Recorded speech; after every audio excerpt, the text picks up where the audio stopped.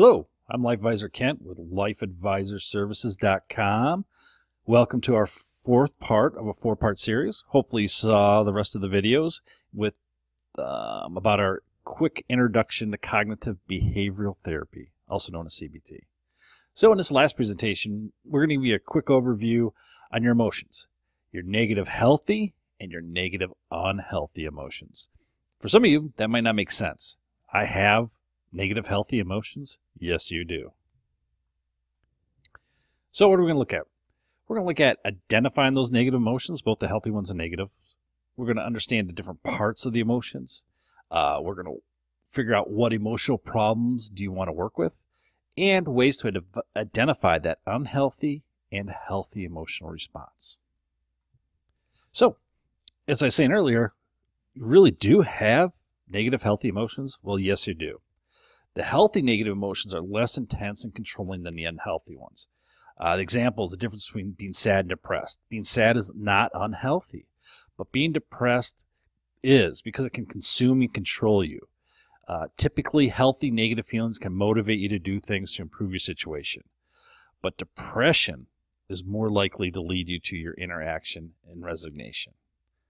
So, when you have, say, unfortunately, maybe you've lost a loved one, you can become sad.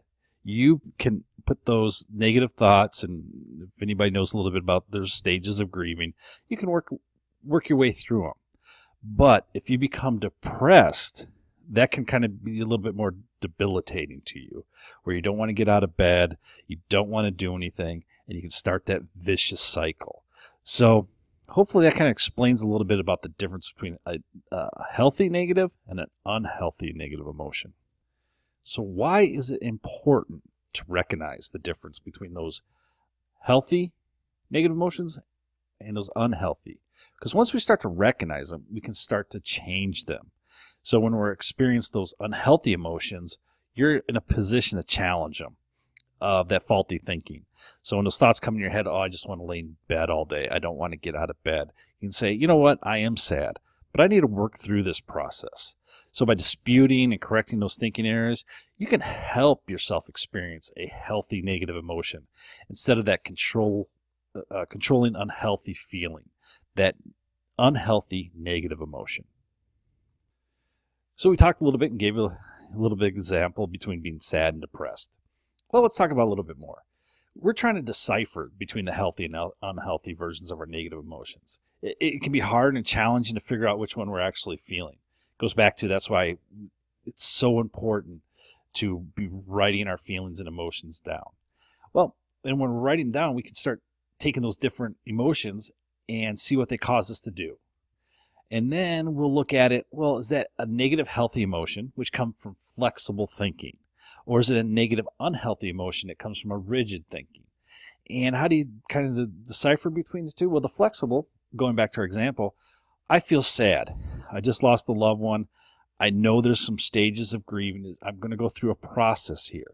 I'm going to reach out to my family and friends and support them as well as hope they're going to support me. Well, if you got that negative unhealthy thing, you're going to be sitting in bed. You're going to start feeling that depression.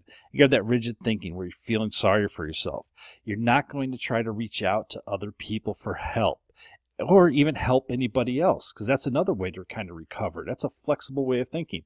Like, I need to get up out of bed because there's other people that are experiencing this situation with me as well. So we're going to talk a little bit now about how those unhealthy negative thoughts control you physically. When you focus on those unhealthy emotions, your mind is likely to focus on negative outcomes. That physical feeling in your body also plays a part in both healthy and unhealthy negative emotions. Like we mentioned earlier about being sad and depressed. When you're depressed, you just want to lay in bed. You don't want to physically do anything. When you're sad, it's an emotion that you're going to feel, but you're still going to carry out with your day, or you're going to try to. So your physical feelings are more intense, uncomfortable, and debilitating when you're having unhealthy negative thoughts.